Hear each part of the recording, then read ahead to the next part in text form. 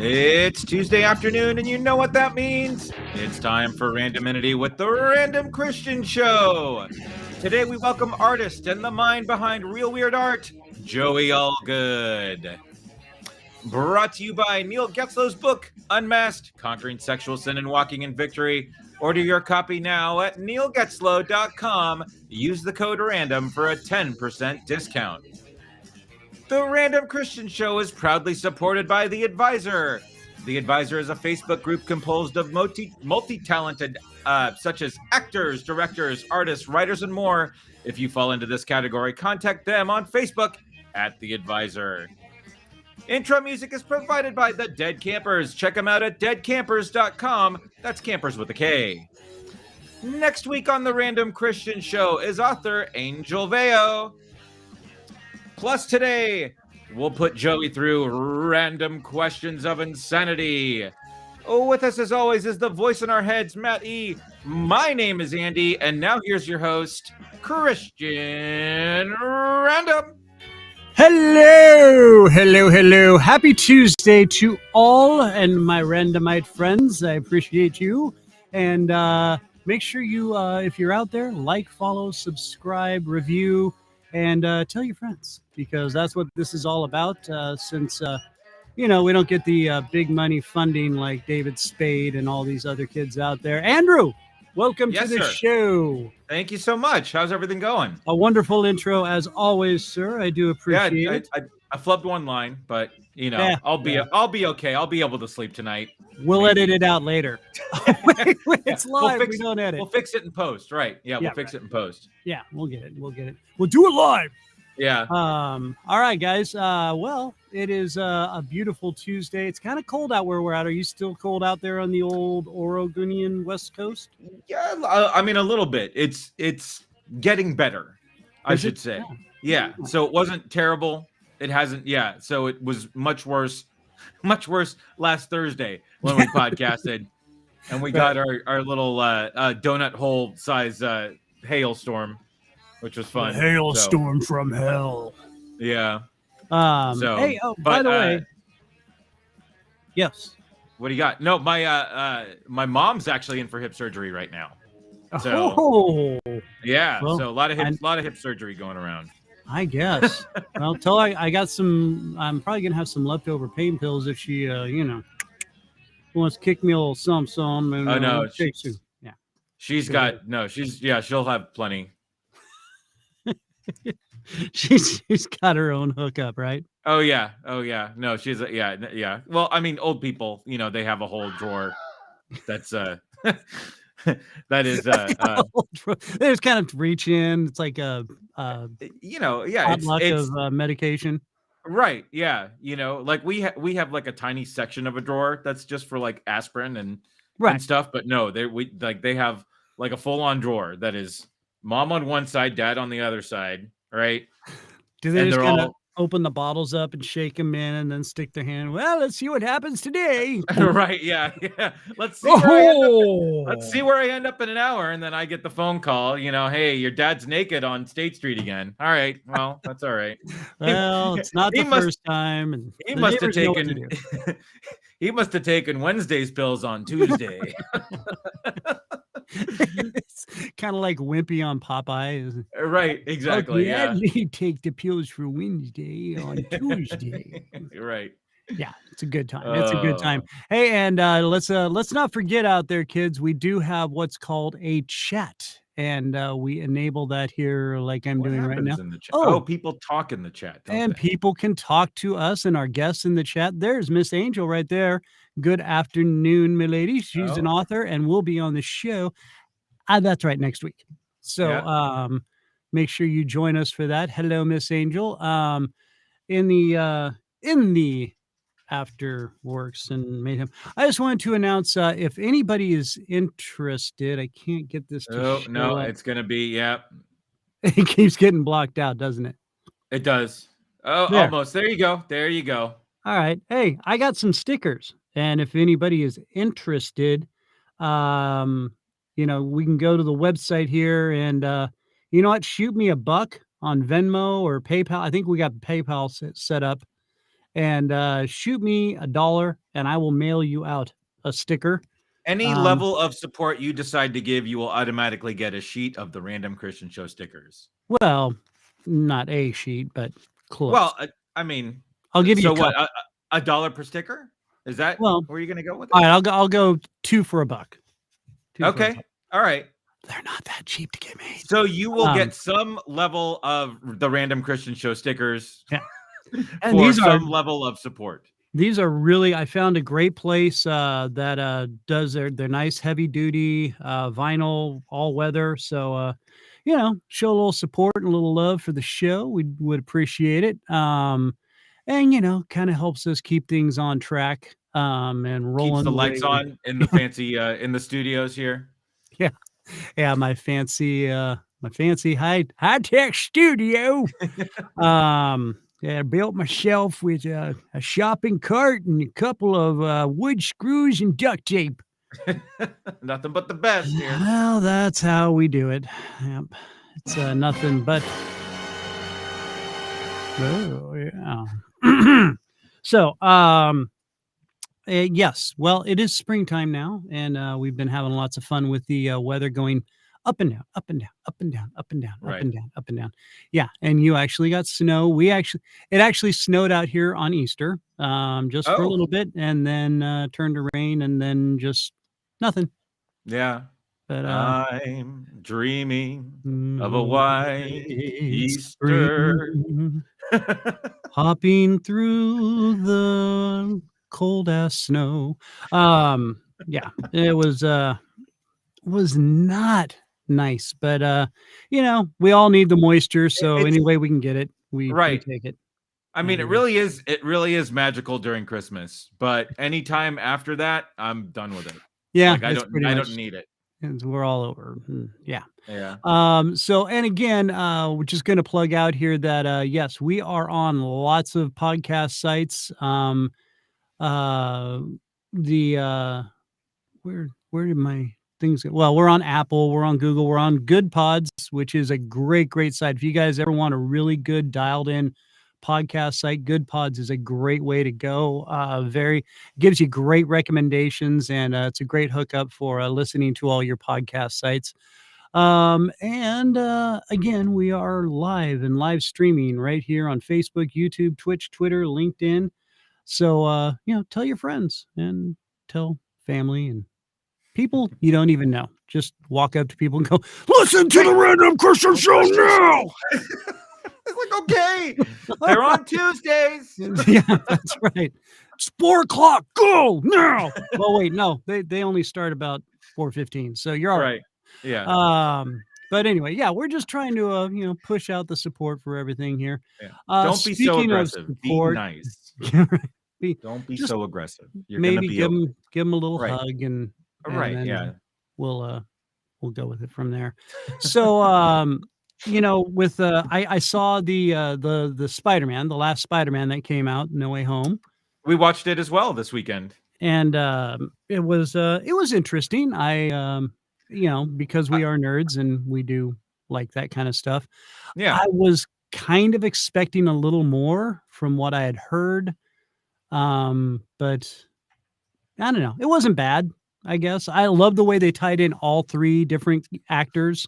Yeah, I thought that was done really well. And I love, and it's I do love the decision to bring in Andrew Garfield first, since he didn't have the trilogy run. He just got two movies, right? Right. And so I did like that they brought him in first. Yeah. So and that was cool. But then I thought it was funny how like they were, well, I'm Spider-Man number 1, you're number 2, and you're number 3, and they're like, well, why would I be 3? And yeah. I love the little quick debate there. That had to be. Oh yeah, they nailed the banter between all of the Spider-Man. I love that. I thought that was brilliant. Yeah. And the tapping into the multiverse, I thought it was very interesting the way they did it. Mm-hmm. I think they could have gotten a little more in depth to help intro what's going to happen with Doctor Strange, but I don't know. We'll have to see Doctor Strange. And I have a feeling we'll get the explainer in Doctor Strange of everything that sort of broke here. Yeah. It will be interesting. But speaking of multiverses, you know, Yes. if they were out there and they did exist, Yes. well, we just happen to come up with the top 12 reasons why opening the multiverse would suck.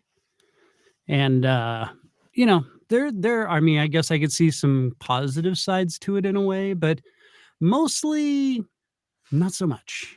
Now, And if you want to watch a show that really nails the bad part of multiverse action, watch Rick and Morty. Because that will absolutely tell you why you don't want to mess with the multiverse. I'm going to have to invest a little time, especially though I've got so much downtime right now, Right. as to why everybody seems to enjoy Rick and Morty so much. You know what? And it's funny too, because after the first episode, you're gonna say, "Well, I don't get it," but midway through the first season, you're gonna be completely hooked. So that's why this top 12 was very exciting to me, because it is a very Rick and Morty-esque look at the multiverse. So well, I don't know. I just, it seemed like a good topic to venture into. And totally agree. So I thought we could adventure into this. And Okay. all right, so what do we got now? Let's go with our top 12 reasons why opening the multiverse sucks. So dealing with the "I'll pay it for you later" verse guy.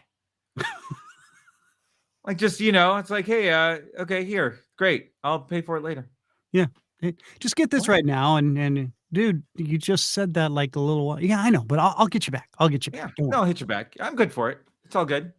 We all know that guy. I've been that guy. And just saying, back in my old drinking days, dude, just get this round. I'll get the next one. I promise. Like, next time we go out, I promise. I promise. I got it, dude. Yeah. I got it.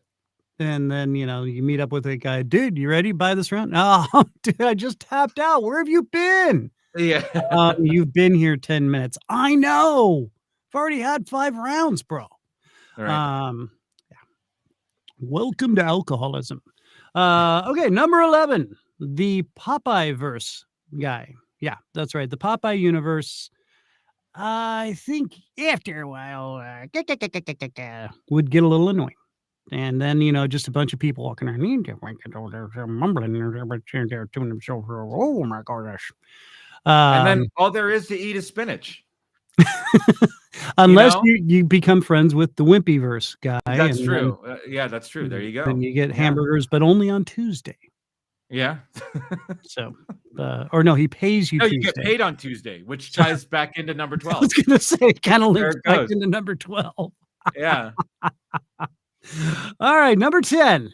The everyone's a 3-year-old verse. This would be the messiest universe in the world. Oh, and the fits would be plenty. Right. Yeah. Yeah. That's all you'd hear. Yeah. Pretty much. And then you'd be like, right. Uh-oh. Did you make a no? Are you sure? Yes. No, we got to play the guessing game as to whose this is. And as of a few weeks ago. Could have been that guy. No. No, I'm just kidding. Oh. But I'll tell you, sometimes in the middle of the night when you're incapacitated and not doing well. Right. And yeah. And trying you can't to move. make it to the bathroom in time. Oh my God. It just sometimes. Yeah, I know. It's not gonna work. I get it. Number 9, I've been listening to the oh my God. You can get it out. Don't worry. You got this.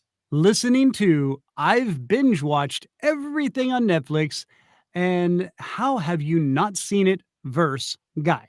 Yeah. And we all know these people because there are people who have just sat and watched every damn show. And you're just like, okay, what are you talking about? And they're like, oh my God, it's the greatest show. It's this guy and his dog. And it's like, it's a mini series, and they travel into space, and then eat people's brains, and there's a kind of zombie. No, never ever. Dude, you have to watch it. You have to watch it. How many seasons is it? 12. Okay. How many episodes are in each? About 100. What do you do with your free time? Watch shows and occasionally eat and go to the bathroom. I mean, dude, let it go. So I was really proud of my wife and I, because still to this day we have not watched Tiger King on Netflix. I have not either. And like when the pandemic started, that's like this had just come out on Netflix, so like everybody watched it. Like, oh my god, did you guys see this? And we're like, no desire, absolutely no desire. Nope, not at all. Yeah, never even got there. All right, number 8. Number 8. This one is for you, Matt. The Grumpy Old Man verse. Yeah, that's right. Back in my day, we didn't even have multiverses. It was just all of us sitting around, staring at each other and wondering, what the hell's going on? What are you looking at? Get off my lawn. Flibbity flab verse, things. Oh my god. Oh god. Matt loves I wouldn't last more than exactly 30 seconds in that universe. Number 7, the bad cell signal verse. Are you getting that? Hello, are you there? Yeah, I tried. Are you getting? Hello, what was that? Everybody walking around like that. Can you imagine? God. Yeah. And what I hate is when they have like those really small earbuds in their ear, so you have no idea they're on the phone. You're like, what are you talking about? What? I know. What? Yeah. No, I don't have your reports. It's like, I'm not talking to you. Number 6. Number 6, the every other version of yourself that you meet is more successful than you currently are verse. Oh god, talk about someone who made a different decision than I did. That's me. And it's like living in a mansion in California and basically. Yeah. Wait, what did you do for a living? Right. Yeah, right. Did you just make all this up? Yeah. What? I could have been that. Can we switch universes? Right. Yeah. Well, my parents are proud of you, by the way. Number 5, the overly proud pet parent verse. And that was a really good lead into that one. Yeah, well, I was about to say this kind of just worked right hand in hand. Yeah. Because we all know those people. Oh my god, you'll never guess what Buffy did today. What's Buffy? That's my dog. Right. Yeah. Okay, let me show you 5,000 pictures of my dog and how great it is. Look, here it is laying down. Oh, look, and here it's laying in the sun. Oh, look, here it is. It's still laying in the sun, but it's a different angle. Yeah, so I absolutely didn't understand this behavior until I made a little human and became this person. Yeah. So I absolutely detested it, and then I'm just like, okay, I am this person. So yeah, I get it. I get it. And we've all been guilty of it with our kids. No, I would exist well in this universe, is what I'm saying. That's all. But it's not until you meet the other person that's that much more that, and you're like, okay, yeah, right. I'm truly over it. Yeah. Yep. Yeah. Oh, and this one, geez, we need a KDR for this one. Yeah. We need a LB. Yeah, number 4, the mullet verse. Kelby D. Rollins, we need you. That's our race car driver. He loves the fact that he sports a mullet, and he wears it well. I'm not gonna lie, but it works. It works for some people. It does not work for everybody. No, it absolutely doesn't. Yeah. Oh no, especially there's people that are balding. You're just like, dude, it's time to let go. Really. Yeah. Yeah. All right. Number 3, the I don't wear deodorant verse. And pretty sure we've all met those people. Can you imagine just like tapping into those multiverses and you're like, oh, it's a warm day out, isn't it? Well, but do you know that there's going to be at some point where it just becomes normal? And you won't recognize that smell anymore. Like living next to the train tracks or something like that, or a sewage plant. Yeah. Like, I don't really notice it any much. You're like, yeah. No, right. I full on get it. Number 2, sir. The 1977 Star Wars bombed at the box office and was never heard at again verse. Like, this is truly terrifying. Like, truly terrifying. Like, you walk into a universe and you say Star Wars and nobody's like, what's that? That was that really crappy movie? That really weird movie with those people? Space pirates or something? Yeah, come on. Oh, awful. Yeah, that's why that proves that there's no such thing as a multiverse. And all right, and now here it is. It's time for where'd my drum roll? Number one reason why opening up a multiverse would suck: the annoying version of you from the Pull My Finger verse. Oh yeah, that's right. Just imagine people walking around. Come on, do it. Yeah, do it. Come on, dude. No, I'm not doing it. Do it. If I do it, will you go away? Yeah, but he'll be right behind you and he'll want to do it. I might have lived in this universe when I was growing up with my dad and my grandfather. I'm just saying that this was big in my house growing up. So, it was. And yeah, it was kind of fun for, especially when you first discovered it as a kid. And then you were just like, okay, now it's just getting kind of gross, Dad. And Uncle Bob, please stop, for the love of God. Please. So, and there it is. That's the top 12 reasons why opening up the multiverse would suck. And I think we pretty much slipped right into each and every one of those multiverses pretty well. There you go. I like it. Now, I think it's time to bring our guest in, because we've been weird. We've been really weird. And now we need an artist rendering of how weird we really are. And God, I would love to see his take on us. Dude, I would absolutely love this. That would be pretty interesting to see, wouldn't it? Yeah. All right. So, ladies and gentlemen, without further ado, let's introduce to the show Mr. Joey Allgood. Hey. Hello. There he is. Joseph, what's up, my friend? How are you?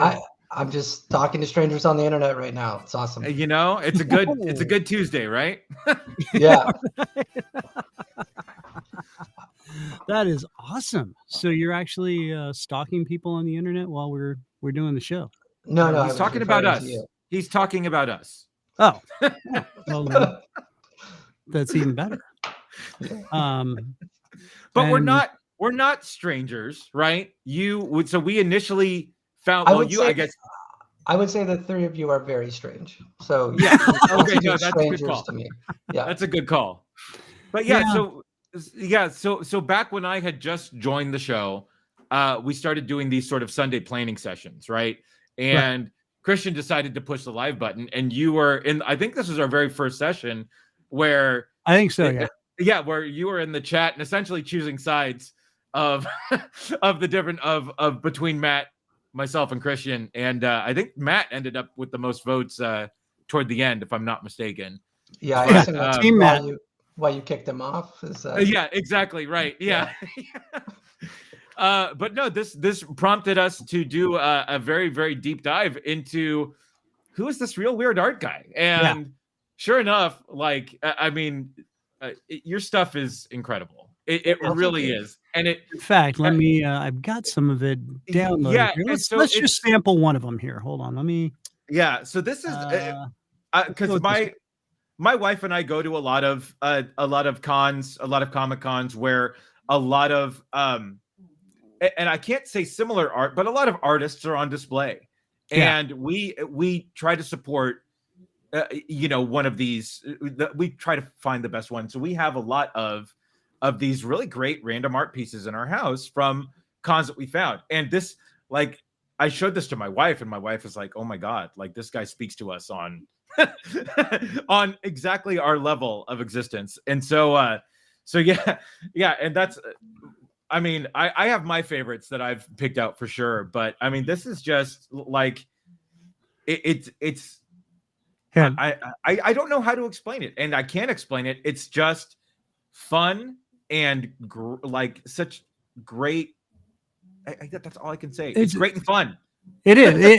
It is. It's super super creative. And now, where'd you come up with this whole scheme of just? And now this is all electronically done, correct? Yeah, so I basically everything you see was done on my cell phone. Oh, I taught myself how to draw while I was commuting back and forth, actually going to college, and Okay. I was playing video games all the time on my phone, and Right. I was like unlocking achievements for like hours and hours played, and realized it was not what I wanted to be doing with my life, and so Right. I I just decided to download a drawing app and just start kind of doodling on it. Started making like these kind of little illustrations for fun, and I got better and better at it. And then one night I was really bored and decided to put one of them up on Craigslist just for fun in the free section as a piece of art. And in order for me to post it, Craigslist forced me to give it a title and a description. And so I posted it up and I went to bed, and the piece was called Penguin Puking Armless Skeleton. Like it was just, and so I went to bed. I went to bed and I was like, maybe one person is going to message me and just tell me to get help, and life will go on, And I woke up and there were like 20 emails waiting in my inbox of people wanting this thing I drawn. And so I got really excited. I was like, well, I really enjoyed making this thing. I'm just going to try to make something really weird and put it up again and just see if it was a fluke. And so I made a piece called Suspicious Hot Dog Berries Roll of Quarters Near Redwood. And it ended up on the best of Craigslist. And I was like, wait, what? That's incredible. And so like after that, I was just making a piece every day and putting it on Craigslist and just having a ton of fun with it. And I ended up going by like a street fair and meeting someone, and she asked me if I was an artist, and I was like, no, but I like, here are some of these things that I do make. And she's like, people would love these. You should try to sell them at the park. And so I did, and now it's a career. That's incredible. That's just incredible. No, you don't need. I love it. I love it. So and how long ago was this? Yeah. About 8 years ago now. Oh wow. So And this has when did been this- going for a while. Yeah. Yeah. When did this become full time for you? About 7.5 years in. So what happened was I realized A rather quick decision. Yeah. I was just finishing college. I had like 3 classes left, and I started, going to the park and selling these pieces. And I started like doing the math, and I'm like, okay, if I sold X number of pieces and I lived in like the smallest place I could and ate like beans, this is what I could like survive on. And I thought about that compared to what I was going to school for, which at the time was like marketing and advertising. And I just realized like I would much rather have creative autonomy and do what I want to do for the rest of my life, or at least as long as I can. Yeah, absolutely. That to not go that route would be a disservice to how I was feeling. Right. Nice. Okay, now hold on. I'm going to pull this piece back up for you here, because I want you to go ahead and, I mean, you're the artist, so let's give it. It says, cat solves existential crisis with yarn ball. A feline fumbling with its significance in the universe finds relief after observing how the fuzzy sphere its holding was formed through a series of seemingly random string winds. Deducing that, I mean, you go into some detail here. Deducing that order and meaning can only be derived from chaos.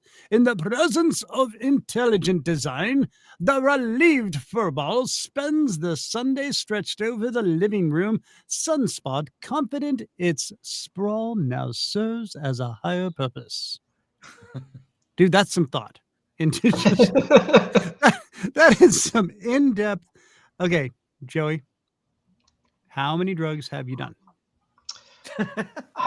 Not very many. I've dabbled, but I always separate my creative process from my like anything on that end, because it's a very, very popular question. And but yeah, everything I do is sober. Yeah.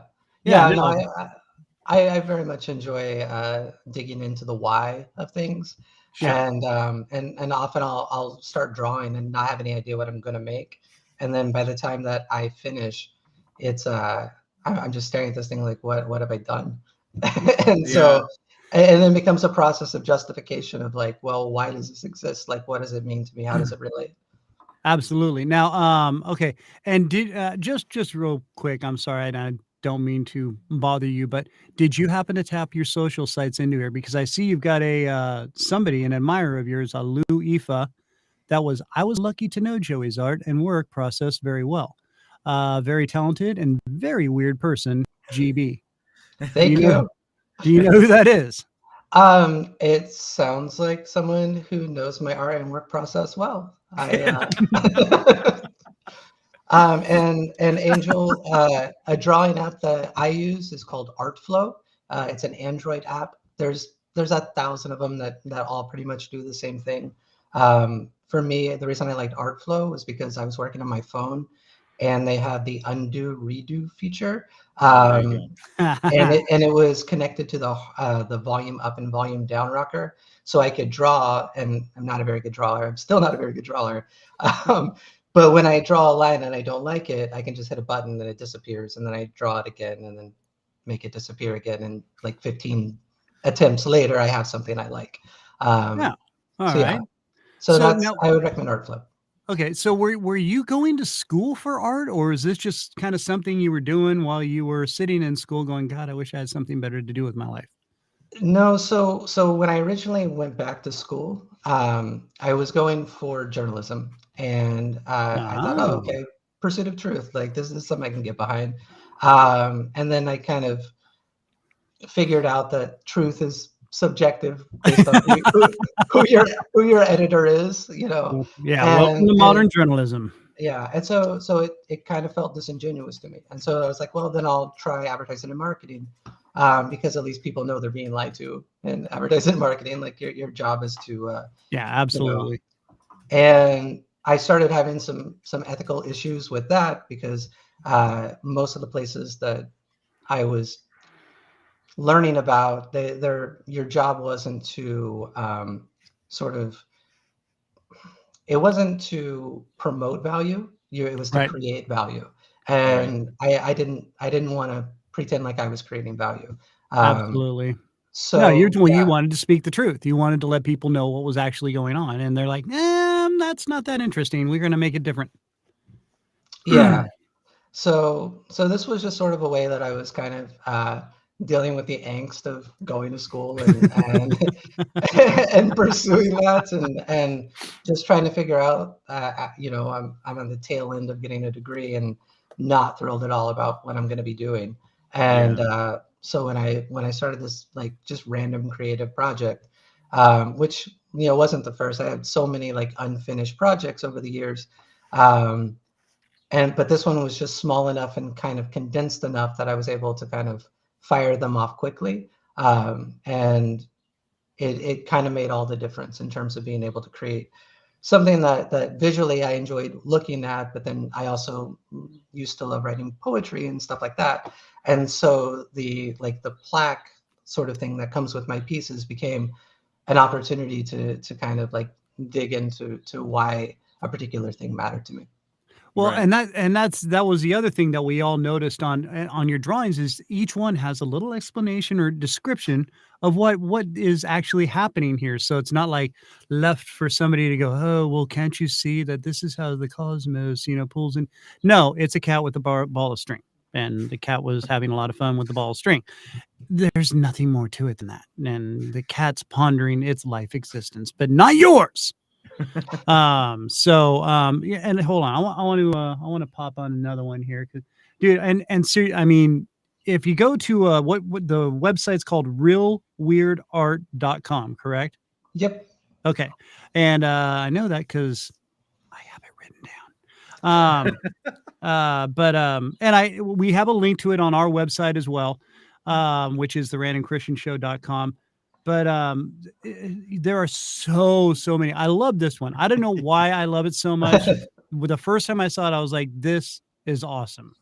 and it's called Brontosaurus Napping in a Waffle Cone. So it actually looks like a half melted waffle cone ice cream.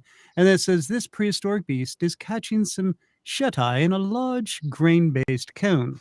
Although the dinosaur is being supported, a foot has just penetrated the thin exterior of its sugary bed, leaving one to ponder whether an interrupted slumber is imminent. Which, I mean, you're sitting there looking at me and you're like, oh, that's cute. Oh, wow. I wonder if that waffle cone's going to hold up. Oh, son of a bitch. Now I'm going to sit here and I'm going to watch this until the dinosaur falls through. Which obviously we know won't happen, but you know, depending on you know, what you got going on, I'm just saying, I could sit there and stare at that for a long time, dude. That one was a lot of fun because when I had started putting the Craigslist pieces up to give away, I had made one that was like a potato hiding in a dumpster while cops were searching for it, and and I gave the piece away, and then someone reached out to me and asked for it, and I realized I forgot to take down the listing. And so I said, I'm sorry, I don't have that one anymore, but if you'd like, I can draw a dinosaur napping in a waffle cone. And it's like, oh yeah, definitely, that's what I want. So, dude, I've been dreaming of that. Yeah. So, yeah, I mean, a lot of it is just things that just pop into my head, and I really want to see them, and the only way I'm ever going to get to see them is if I make them. So, right. Yeah. All right. So now you're carrying, I mean, you obviously, do you do all these on your phone, or do you actually have like an iPad now that you do a lot of it on, or? So the first time that I did the Union Square Holiday Market, which is like one of the biggest like holiday shows, and it went well, biggest holiday show in New York. It went well, and to celebrate, I was like, okay, well, I'm going to try to like really, really make this a career now. And so if I do that, I should probably get a bigger tablet so I don't like end up hurting my hand over time, like drawing on this little device. And so I got this 28-inch Wacom Cintiq, like this gigantic drawing tablet. Wow. And it was beautiful, and like the lines were so smooth, and I absolutely hated it. And so I still draw everything on my phone, and I use the Cintiq as like a monitor. Like it's ridiculous. Yeah. That's great. Oh my gosh. Now, so kind of, you just kind of, I mean, are you just like, will you just be like sitting in a restaurant one day and be like, oh, and then you just kind of pull out your phone and you're like, everybody's sitting there going, okay, let us know when you're done. Or, I mean, do you at least do a quick sketch of something and then kind of put it away and come back to it? How does your creative process happen? It really depends. Sometimes, like I'll just draw like a scribble, and then I'll just stare at it for a little bit and like move it around, and then start to see shape in it, or start to like fill in shape until something happens. And then on those, you know, I just kind of draw until it's done, and then try to figure out like what it is and what it might mean to me. Other times, like when I was selling pieces for a while, I kept hearing like, oh, I can't wait to hang this piece in my bathroom.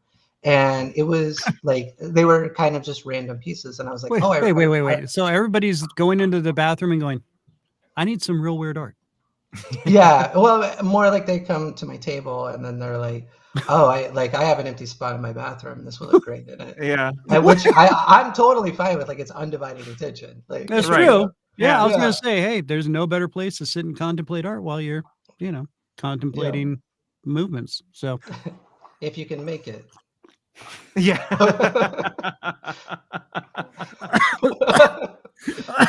I always take a drink of coffee at the wrong time. Okay. But anyway, there was you know, there were enough people that were like, oh, I can't wait to put this in the bathroom, that I was like, okay, I'm going to make a piece specifically for a bathroom. There you go. And I thought about, you know, sort of like what my work history was like, because I worked in a factory for almost a decade before I ever started like going to school full time.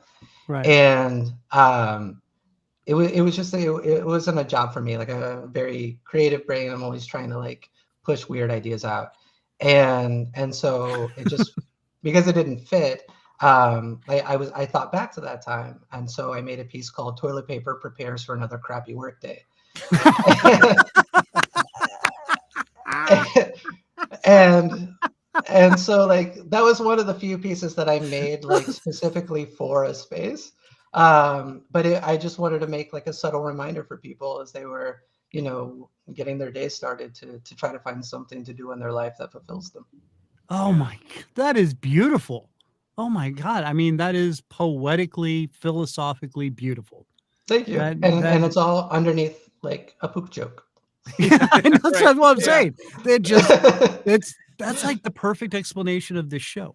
It's one big poop joke. Poop. It's the same backwards as forwards. I don't get much here. I'm just saying it's my life. Oh, there it is. Yeah. Hey-o. All right. So now, okay, wait, we got to, we need to be doing our little commercial break here, don't we? Let me go ahead. Let's get our commercial out of the way. And then, Joey, we're going to come back and talk with you here in just a moment. Can you give us about a minute and 20 seconds? Yeah, can I talk to Matt while that's happening? Oh, wow. I miss Matt. That's all I'm saying. I miss Matt. We should bring him in. We should bring Matt in for the. We'll bring Matt in after the commercial break. How's that? Yeah. Thank you. All right. There goes Joey. And yes, we will be back here shortly, right after our word from our good friend Neil. And we just got to get Neil queued up. Is the big trick to it all, because you know, I'm multi-skilled in so few ways. And here we go. The Random Christian Show is proudly sponsored by Neil Getzlow's new book, Unmasked. Hey, it's Christian, and we're all struggling with something in our lives. I mean, men and women both. Maybe it's an addiction or loneliness or bitterness, something that just keeps us on edge. Well, for Neil Getzlow, he had an addiction to porn that started when he was just 9 years old. And then it built up and it turned into a sex addiction as an adult. But thanks to the power of prayer and forgiveness from both God and his wife, Neil was able to walk away from those struggles and completely turn his life around. Now, it may be you or somebody you know, but if Neil can do it, I promise you, you can do it too. There is hope and there is a way out. God's going to give you the path. But are you going to take it? I want you to check out Neil's new book, Unmasked, and learn all about this. If you use the code RANDOM for free shipping, you're going to save a bunch of money and you're going to really help yourself or somebody out. All right. Go to therandomchristianshow.com. There's a link there, or go to neilgetzlow.com. The Random Christian Show. Hey, and we're kind of back. Maybe. There it goes. Kind of. There it is. Hey-o. There we go. Hey-o. Hey-o, hey-o, hey-o, hey-o. Yeah, that was weird. Kind of ended short for some reason. You okay? Yeah. Well, that threw me off. For some reason, the spot ended short. So I don't know what happened. But right. Oh well. A glitch in the Matrix and a glitch in our multiverse. It was the multiverse. That's what it was. And it was really weird artistically. Speaking of, there's Joey. Hey-o. All right, Joey, welcome back, my friend. Okay, so we were talking about your inspirations artistically and whatnot, and how you came up with many different philosophical poop joke aspects of your artwork. Speaking of poop jokes and artistic movements, hey, there's Matt. Hey. I'm going to go turn down the music. I'll be just half a second. So Matt'll be back eventually, because he's going to go play with the cats too. That's the problem. He's so great. He gets lost playing with his cats, and then the next thing you know, he comes back and he's like, "Oh, that's right, the show. I forgot, dude. So sorry." Oh, there he is. Oh, wow. I guess he has the cats locked up. He really is the best. Hi, Matt. I missed you. Hey, Joey, how's it going?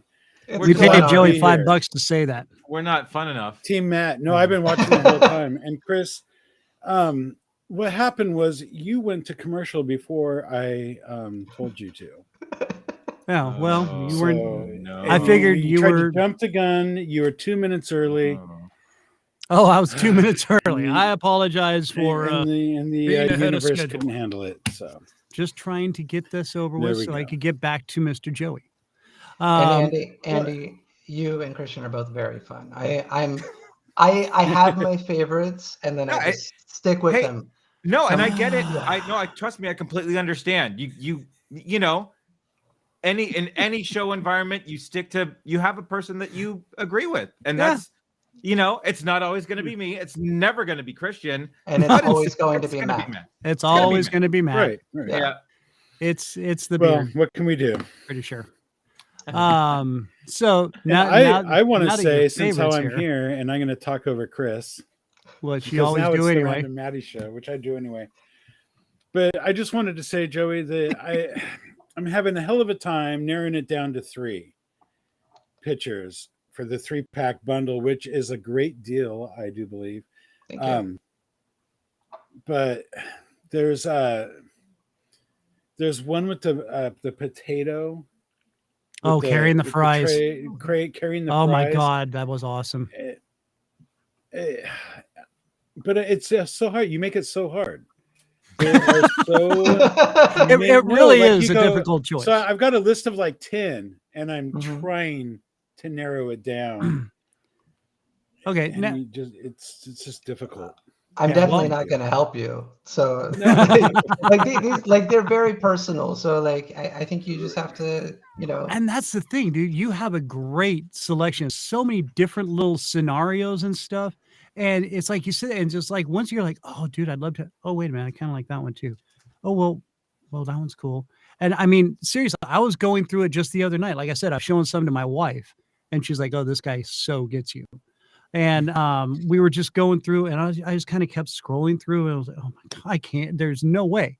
So now let's let people know on your website, realweirdart.com. Hey, Cory, how you doing, buddy? Happy Taco Tuesday, Cory. Yeah, man.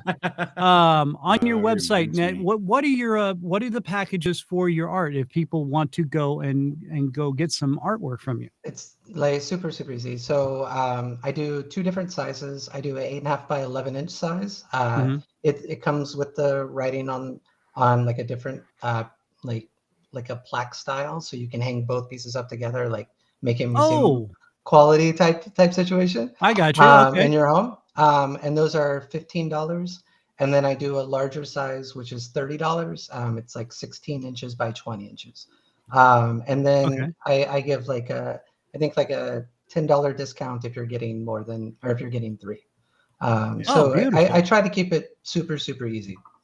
Wow. Right. And now, just curious, I mean, you're obviously doing fairly well with this. What has been your biggest sale to date so far? I mean, how many? I'm not going to say money wise, but just like, has somebody come in and said, "I want 50," or I mean, what's?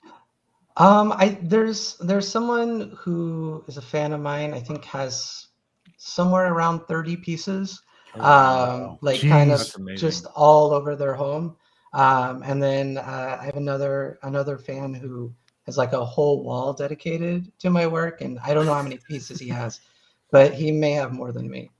Oh my God, that's all. Wow. Now, has anybody famous been like, yeah, I want to buy one of these, but I want it bigger, or have you had anything like? And you don't have to drop names. I'm just curious. Some people like to be incognito about their purchases. You can drop names if you want, though. Do I? Yeah. Can I lie about it? I mean, yeah. Point, if I'm just dropping names, go for it, please. Yeah, let us. No, I mean, like I've met, because New York, there's people from everywhere and doing all sorts of fun, cool things. So I've definitely met some very interesting people that I recognized. But yeah, I mean, honestly, I really enjoy the conversations that I get to have with people, and to me, like that's kind of the fun part of the job for me. So yeah, it's I'm actually more interested in finding out like about someone who owns a great farm than I am about like ogling over some celebrity or something like that. Right. Yeah. Oh yeah. Okay, let's hold on. I'm going to pull up another one of your pieces here. Let's and I think this is one of our. Oh no, but this is the. This is the hamster. Oh my God. Yeah. And kind of goes back to one of our top 12 multiverses. Delusional hamster builds fart jar collection. Which, I mean, who hasn't? Who hasn't? This hamster's just copying everybody. A misled rodent spends months bottling toots after becoming enamored with the scent of its own flatulence. Despite scarce marketplace interest, the undetected furball continues to work its I'm sorry, its bloated little butt off. Was this after, like, you know, a bad Taco Tuesday night or something, or what? where did you? Oh my God, it's just genius, dude. Yeah, I mean, it really seriously, is. It's so great. So that piece is my favorite piece that I've made so far. And I made it because when I was starting to think about selling my work and going to the park and like actually displaying these, I felt very insecure and very not like I belong there, because there's all these artists with, you know, that are painting things and making these gorgeous things, and I'm like taking one of those spots, you know. And so because you're putting farting hamsters up. So yeah, so because I was feeling so self-conscious about it, I wanted to make a piece about it. And so I was kind of just taking my essence and bottling it up and putting it behind glass. And so I wanted to make a piece, and that became Delusional Hamster Builds Fart Jar Collection. Oh man. So each one of those little parts is a piece of my work, basically. And Okay, okay, now that. That's now Yeah. at the art fairs that you go to, I mean, do you draw a pretty big crowd? I mean, I can imagine a lot of people just walk up and are just enjoying the hell out of this. Yeah. I think that a lot of people assume that it's for children when they first kind of Sure. pass by.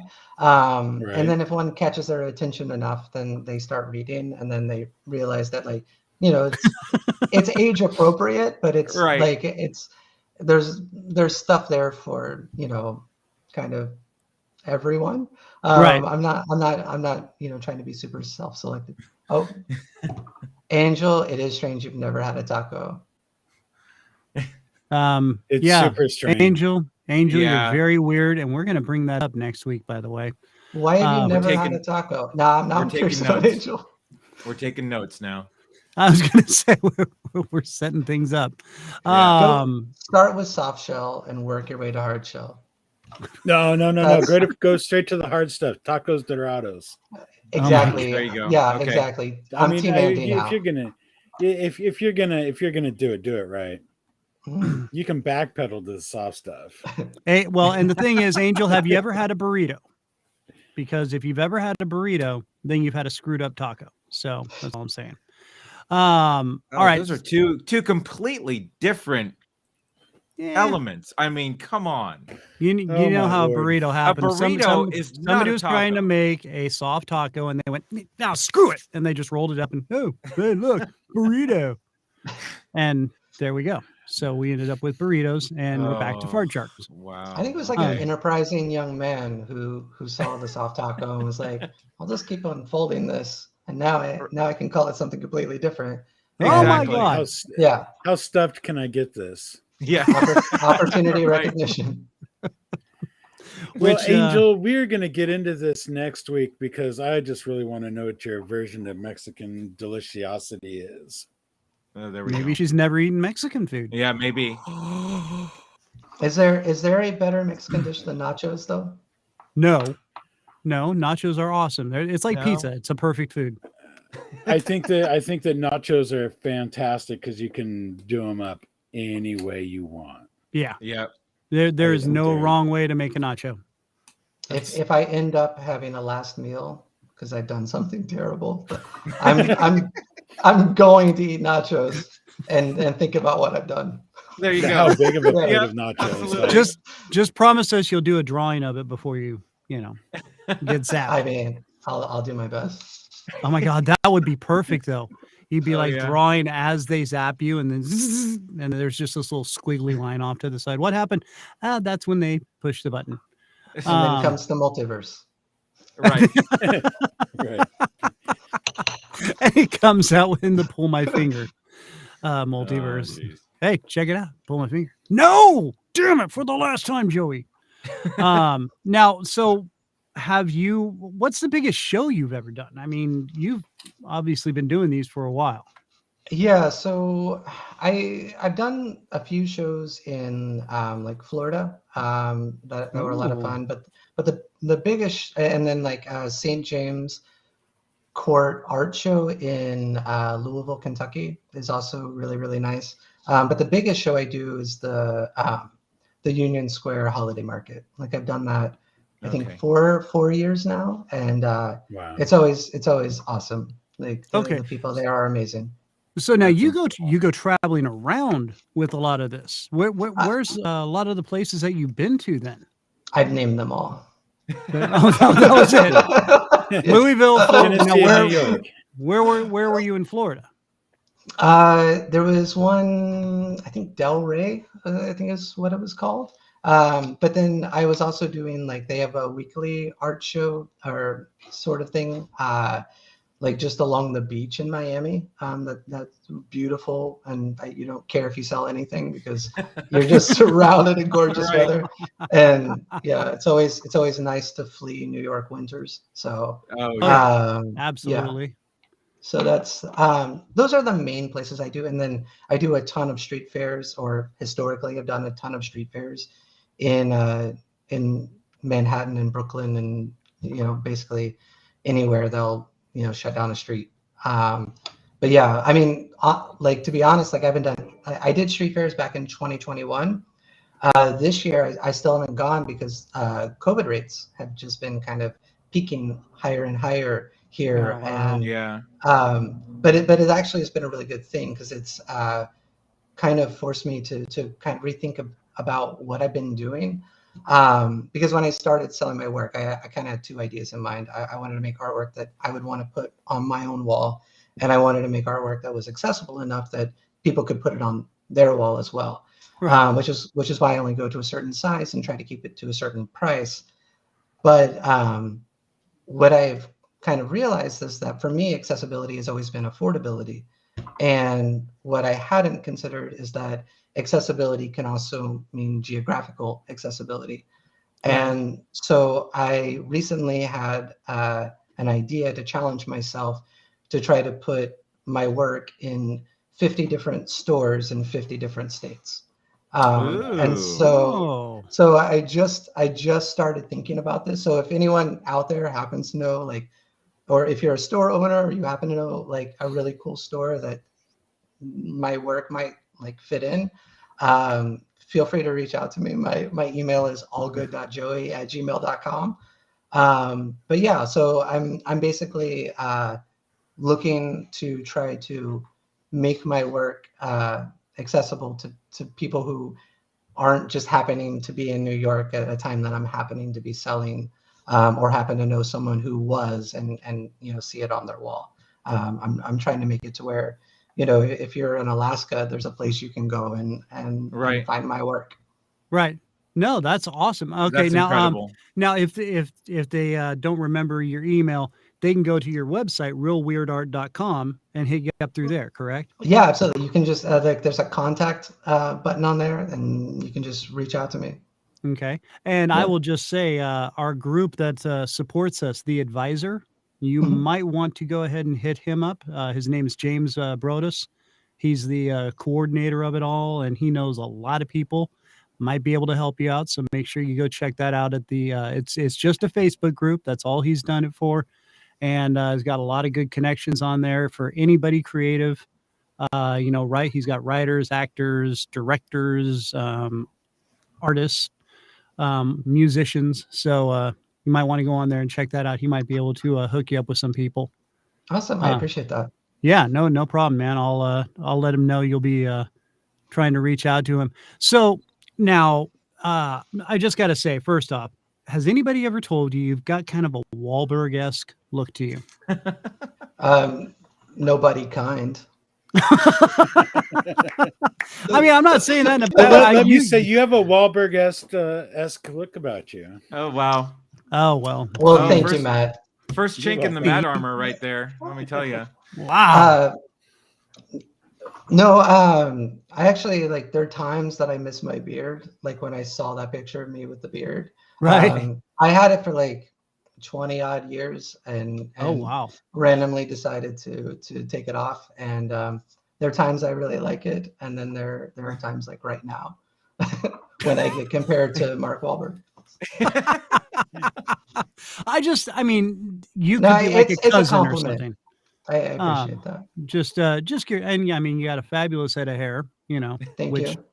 I would know because I have none. So, but now, so Two now, jealous guys here. do you get hit on a lot at the old art shows and stuff like that? No, I keep it incredibly professional at the art shows. Well, that's no fun. Be like, Well, hey, babe, I do I'll want do do your I drawing. lie to you. They flock to me, and I say, no, I have to make sales. Yeah, sorry. We got to keep things cool right now, baby. But no, but I mean, do you end up with a lot of groupies and stuff like that, like Matt, or you know? I mean, I love Matt. I would never talk about women or men or anyone around. Yeah, but Matt, you so- stopped responding to my texts, though. Yeah. Well, there is always the one rare exception. Of Right, course, he's yeah. never responded to any of my texts, so it was great. Yeah. Well, You after can't- the I mean- 10th text, you know, Christian, I'm not going to say anything because clearly you're just talking to talk at that point. And who So can that- get a word in edgewise? So that was you, Andy. I'm so sorry. Yeah. I only had Matt's name saved on my phone. but, Right, that's okay. No, that's okay. Ah. That's all right. You're all yeah. great. Some of Right, you are yeah. greater than others. That's all I'm saying. And Angel agrees with you here. She says you must stay professional at events. Sometimes it's hard when people cross boundaries, though. And well, Yeah. Angel, yeah, we get that. I don't get that, but I'm sure you know good-looking people like yourself and Joey here, we all get that. So now, so where are you going besides trying to get into every state in the continental U.S.? What is your next big adventure that you're going to try and achieve here? So there's a place called Artisan Fleas in Brooklyn that I'm looking to potentially put the stand that I used during the holiday market, put that in there, and then looking for basically someone to run that while I'm at home working on wholesale. And then I also am opening up commission pieces. So I do, I basically, so you know the guppy piece that I sent you? Would you mind pulling that piece up? Oh yeah, hold on a second here. Let me. Yeah, I have that. I sent that over. Let me, and I gotta find it here. See if you I can find it. apologize. Is that- But I'm bringing this piece up because I made this as a commission for someone. They had a girlfriend who was having her birthday, and he's like, okay, so I want it to be like a guppy eating nachos in bed, and I was like, done. And then he said, oh, but I want you to put make a little description for it. And I said, oh, I'm sorry, I don't make descriptions with my commission pieces because these, you're having me make these for a reason, and the reason you're having me make this may be very different than what I will interpret. And he's like, no, just do it. And so, and so that I was like, all right. And so that became Guppy Nauseous Nachos through Midlife Melancholy. And oh my God.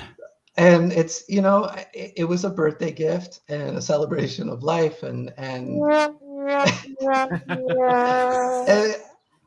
so when I do commission pieces, I'm very strict about not putting like a description with them. And this is a great example of why. Yeah. Okay. Well, now let's do. You want to read the explanation on this one here?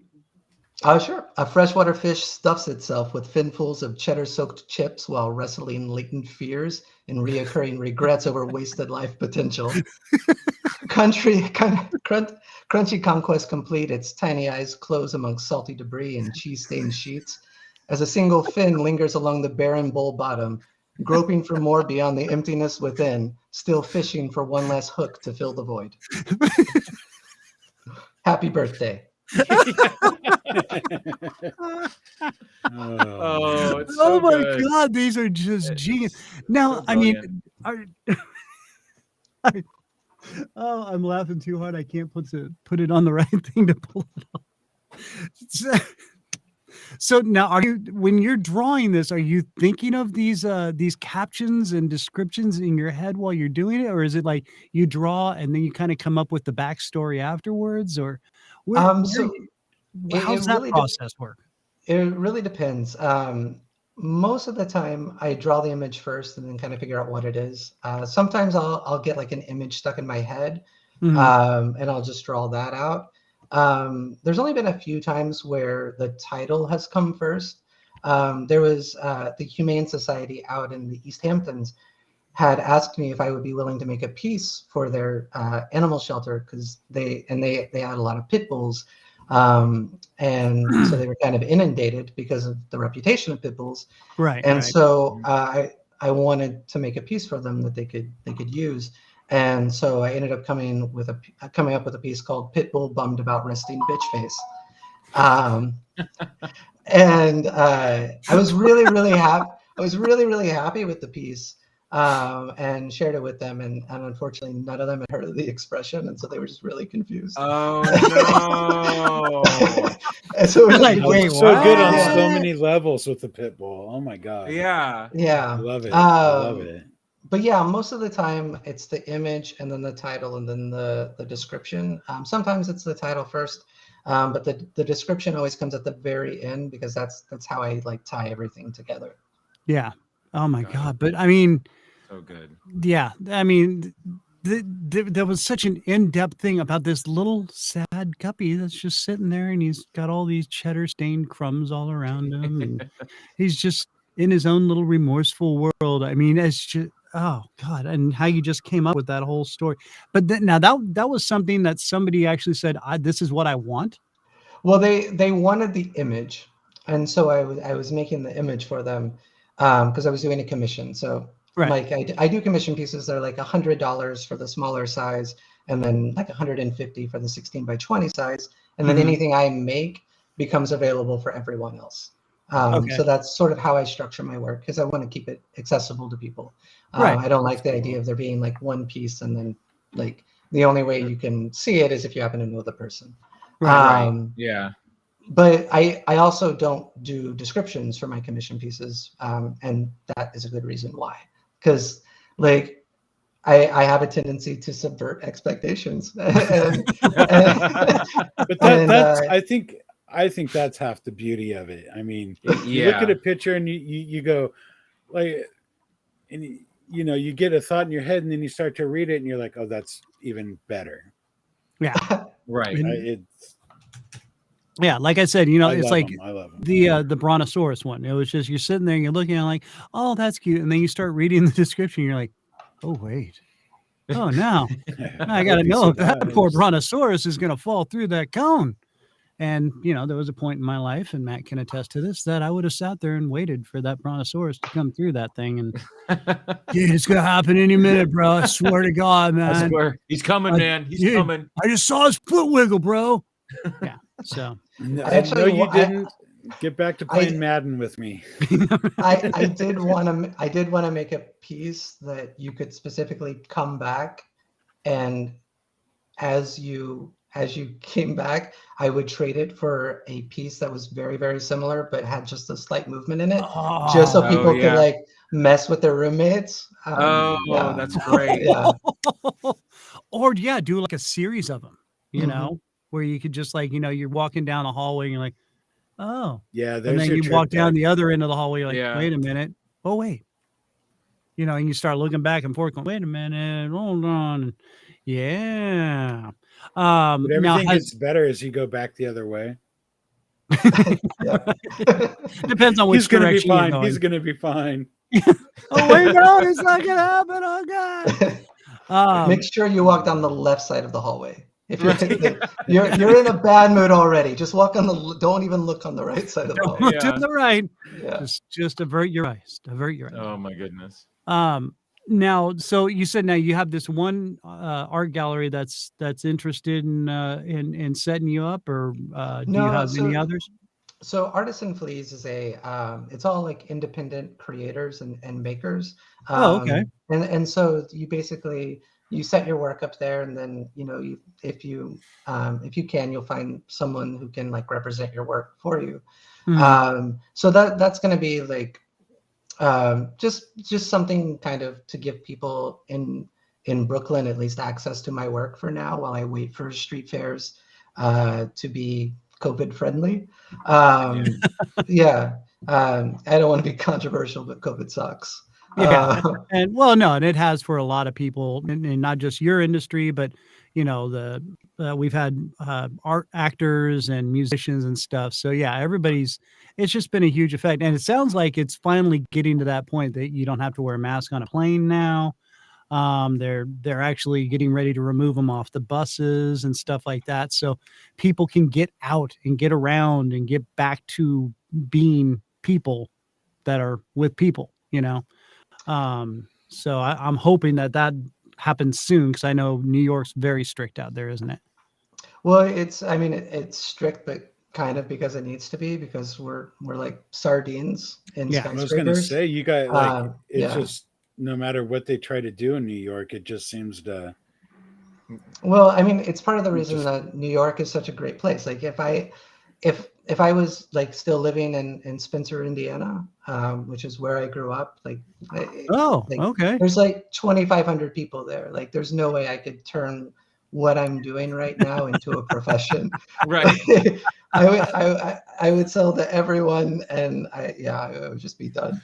They'd be like, that's just that weird Allgood boy again. Let's go back out to the farm now. So New York City is like an international hub, which is fantastic, because there's a revolving door of both tourists and residents, so more and more people can see my work. But the downside of that is that anywhere there's a variant, you're gonna end up in the petri dish that is New York City. Right. Yeah. Just three simultaneous. Yeah. Well, we've all been to LA too, so we know. Right. Like I'm lucky where I live. Yeah. Well, I'm lucky where I live. I don't have to wear my mask when I go to Target, because I can avoid people, and I can go to self-checkout, and I can get my Matt, car. it's not that you're avoiding them; they're more avoiding you. But oh no, trust me, I'm avoiding them. Yeah. I don't like people for the most part. the COVID was the best thing to happen 6 feet. Nice.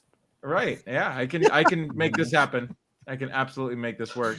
Stay there. Especially if you've ever been to a Walmart in Wisconsin near the Amish people that happen to come in town on the weekends, and you really do appreciate that 6 foot zone. I can tell you that much, because there's no deodorant. And wow. I will say that it is hard to stay Team Matt with the quote, "COVID was the best thing that ever happened." I might have to switch. I might have to switch sides at this point, just out of necessity. Okay, so let me just only for one reason, but yeah, it's not the best thing to happen. It really isn't. You put COVID over ice cream, Matt. Okay, I take it back. COVID is not the best thing to happen. Because you said ice cream. We happen to have made this most insanely delicious strawberry ice cream with some local strawberries. Is way better than COVID ever will be. So yeah, but you're also you're right near Santa Maria, which is Strawberry Haven.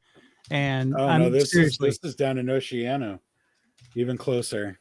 Cooey. Shout out to Akui Farms. There we go. Best strawberries on the planet. Yeah, there's something But about the yeah, strawberries down in the Central Coast that are just amazing. It's they're delicious. it's amazing. And yeah, you're right. COVID is not the best thing to ever happen. I I'm would hate to glad I would was- hate to lose a member of Team Matt over something that's absolutely not true. Right. Yeah. Say the best thing to happen from COVID is the 6-foot barrier. How's that? I'm glad I was able to convince you. Yeah, you were. Well, you mentioned ice cream, and I realized how wrong I was. Now, so now when things like that hit you, I mean, did that really hurt you? Because I mean, I know you have a pretty big online presence, correct? I definitely do more of my selling in person. So Yeah. so this whole COVID thing really put a damper because everything shut down. Like the Union Square Holiday Market didn't Yeah. happen in 2020. Oh, wow. Right. And so 2021 there was sort of a brief respite, and so from September to December I was able to be out again for the first time in a couple of years, and it felt wonderful. Like I was gonna just say, yeah. just getting to connect with people again and share my work, and yeah. So it's not quite the same thing, but at least if I start working with gift stores and gift shops and that sort of thing, people will be able to get to see it in person, because it's a different thing when you get to like touch it and hold it and imagine it on your wall as opposed to No, absolutely. yeah. wow. Yeah, Okay, so- COVID put a dent in my photography business plans to go from Etsy into a couple of local places here that, like, one of them's a co-op. I would have had to have worked like 2 days a month, and Oh yeah. Yeah, like, and I'll put Angel's that in on the full back agreement burner, with you. Angel was saying, and she she's an author, so she goes out and sells her books at fairs and events and stuff. And yeah, I can see where that totally hits you. But I mean, thank goodness for the old interwebs, so you do have that access to help sustain you a little bit. Yeah, definitely. I mean, have you seen a lot more of your presence happen on the online, or is it still just a lot happens through the in-person? I mean, most happens through in person because, like I said, it's such a tourist destination, and there's so many residents here in the gotcha. city. Like, it's never going to compare, or I shouldn't say never. Like it could over time, but I also, because I'm not much in the marketing or advertising club, I try to make my work find its home organically. Yeah. So Right. I've kind of made it a point to let word of mouth do most of my marketing. And yeah, I mean, it builds and it's kept building over time.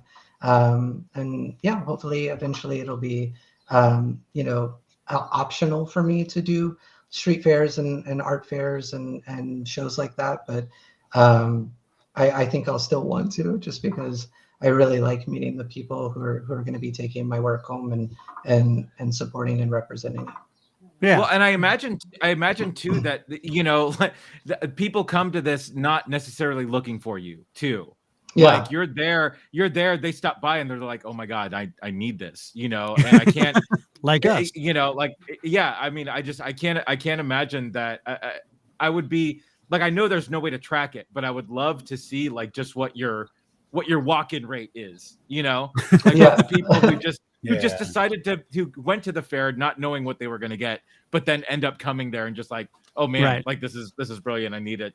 You know, Yeah. so I'm taking 5 of these home.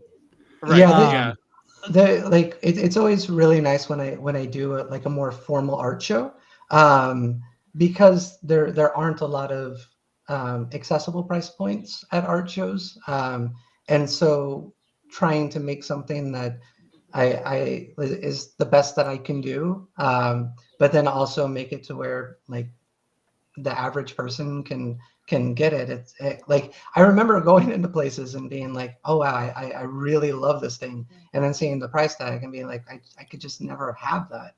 Right. And Right. so Yeah. it's always been super important for me to try to make work that if like the multiverse version of myself saw it, that, you know, regardless of his occupation, you know, he would be able to pick up a piece of my It's work. accessible, yeah.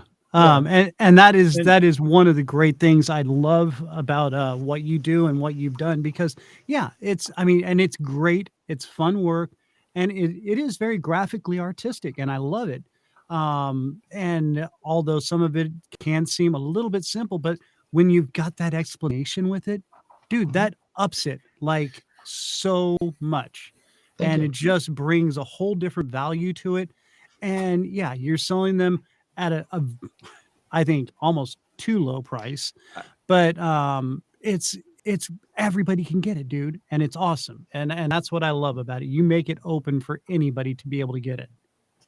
And Thank you. I like that you on your website have a link to where you can buy frames. Yeah, that's really cool. So, Yeah, I didn't see that part. You didn't see that? I That's genius right there. Yeah. So because looking through, you're like, oh, where am I going to get frames? But sorry, Dan. So no worries at all. I used to sell all of my work framed, and then because of COVID, it like that company went out of business. Oh, and wow. Oh, bummer. And so like I wasn't really able to supply frames anymore. So the least I could do is try to point people in a direction, because I really liked the frames that I was using. Like they're super simple and clean and minimalist, and like I like my work in that kind of frame, and Right. because they're also inexpensive, it just kind of is. I felt like it would be easier to provide that reference if they needed it. No, that's awesome. And they can it. choose their own different styles of frames. So yeah, they can do it however they want to. Thank you, interweb. So now, okay, you stated you're originally from Indiana. Now, what did you grow up? I mean, was this like kind of a childhood aspiration to do art? I mean, have you always been artistically involved? No, I think like one of my biggest inspirations is Gary Larson from The Far Side. Oh, yeah. Genius. So where I grew up, it was like I actually didn't grow up in Spencer, Indiana. I grew up in a place called New Hope. New Hope was a church, our house, and a stop sign. And so so in this vacuum of stimulus, one of like my few places where I could find weirdness was in the comic strips. And Gary Larson just spoke to me. Like, and every time I read it, I laughed and just really admired the creativity and the humor, the genius, and the point of view. I had the School for the Gifted one on my wall forever. Oh my God! That one's just the best. The kids pushing on the door when it says full. I love that. My favorite one that he's done. It was super simple. It was like a slide, like a kid slide, and then there was a spider web at the bottom and two spiders sitting. And then the caption was, "If this works, we'll eat like kings." Right. Oh my Lord.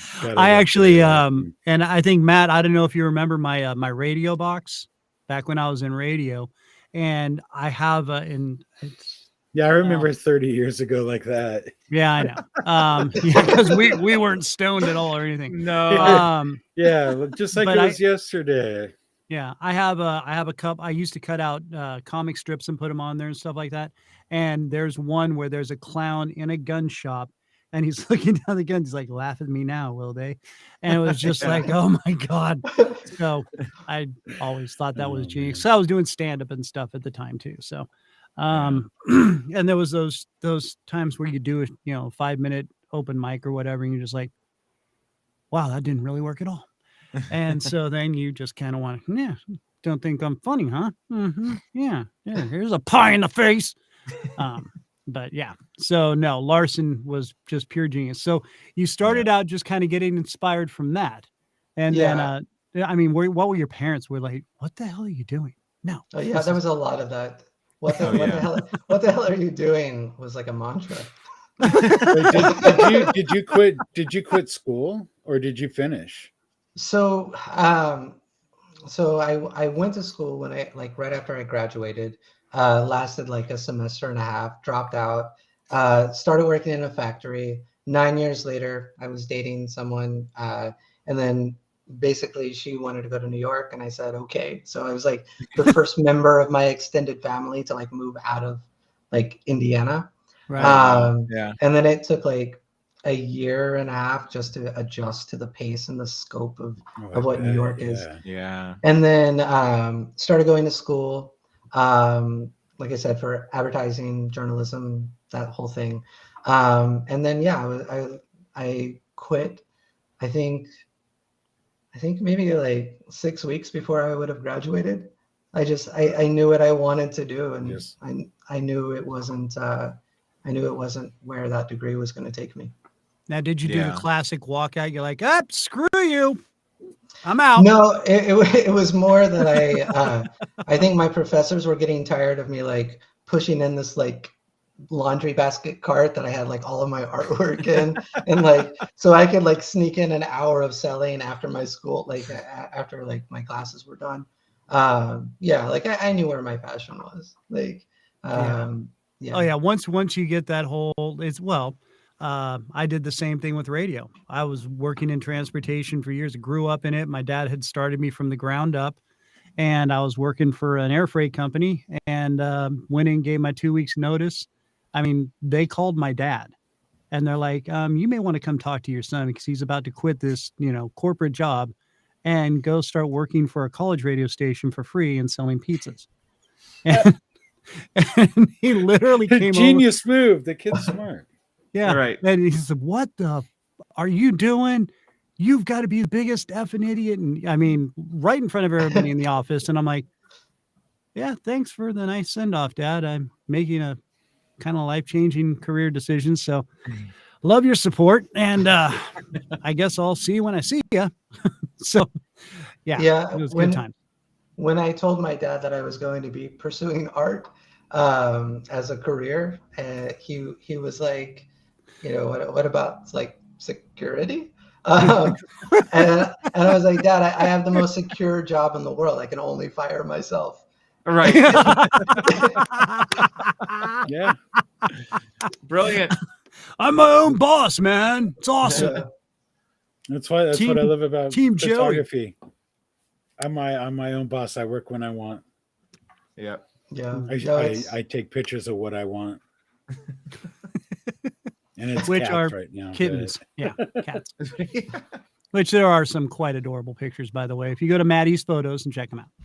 On Instagram, Matt actually has all the cats. But well, you can get there via Maddie's photos.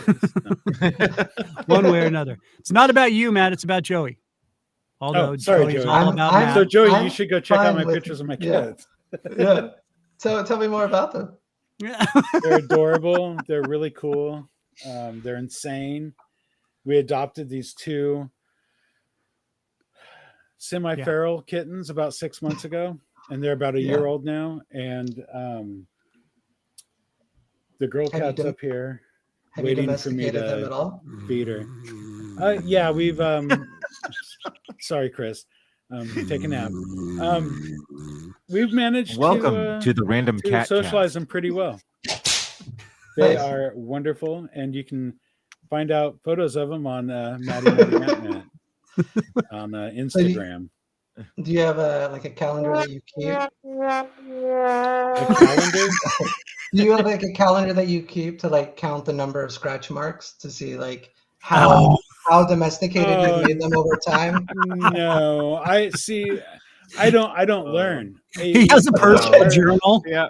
Yeah, Our last cat was 17, totally sweet, and she still would just scratch the crap out of me because I'd push it too far. Yeah. No, I don't understand. Why are you biting me? You want me to stop petting? I think that's why you're my favorite. Oh, why is my arm's completely in shred? I don't. Yeah, he does have a personal journal. January 25th. The cats went too far today. That was it. I had enough. Take pictures of them and post them. Oh, I That's gave my him journal. catnip, all right. So, okay. Back to the Indiana to New York thing. You said it took 1.5 years to readjust. I mean, yeah, that is a huge leap. What was that like? I mean, you were trying to work your job and go to school, or? So when I first moved to New York, I mean, like the biggest difference is that, instead of having 2,500 people in your city, you have 2,500 people on your block. Like, that's like, it's ridiculous. And so you're just, walking around and constantly like overwhelmed by I was all going to of say, the, was your head just constantly spinning? Because I mean, I went from a fairly small town into like San Francisco, and I Mhm. mean, San Francisco's, not quite like New York, but similar in a way where you're surrounded by big, tall buildings, and you're trying to, get into this whole grove of, oh, I don't have to drive anywhere and all that. I mean,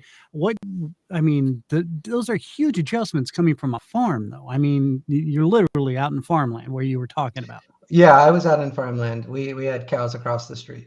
So Yeah. I say street, like gravel road. I was going to Right, say yeah. the dirt road. Yeah. And that's how you woke up. Mhm. Yeah, got to get going. So I mean, like literally every day you're walking out and you're just like overwhelmed. You're just like your head's spinning, and you're trying to pull off school and a job, or were you just doing school at the time? I was just doing school. Yeah. So yeah, it was a pretty intense time. Um, but after, like I said, after about a year and a half, like I acclimated, and Right. at this point, like I can't imagine living in a small town again. Like the just I mean just the number of opportunities to do things, to see things, to experience things. Like it's just like for me, like it's like New York is definitely my home. Like Yeah. I can't fathom anywhere else. Right. Yeah. Well, see, that's where I live. I'm in Kansas City, and I live on the outskirts, but I love going into downtown because, yeah, you Mhm. get that whole downtown, city vibe, and then you just drive 20 minutes away and back to the calm, relaxed world of away from there. Yeah. So, and I get it, and I've also lived in LA. So yeah, I mean, 20 minutes to go 2 blocks in your car. You're just like, I'll be there soon. Running That's a why I little like late. Meep, visiting LA, because you I can know. leave.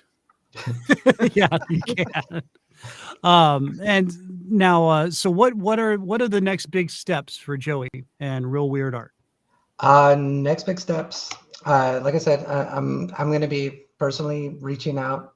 I'm doing the states alphabetically to just try to find places that I think would be interested in what it is that I do, and then I'm focusing a lot on commissions and working potentially with like local areas. Like a coffee shop just reached out to me today to ask if they could like put my work up. So a lot of it is just sort of it's going to be vicarious selling and that sort of thing. Creatively, there's a couple of projects that I'm playing around with, but I'm not ready to quite talk about yet. But yeah, no, it's definitely like COVID has caused like a lot of issues. Definitely not the best thing that's ever happened. Right. And Matt. Matt.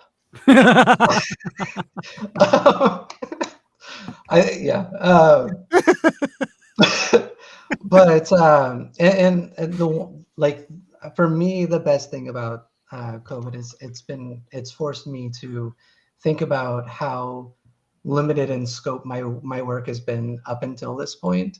In terms of like only people either in New York or around New York being able to find my work for the most part. So I'm honestly really looking forward to kind of expanding my presence that way.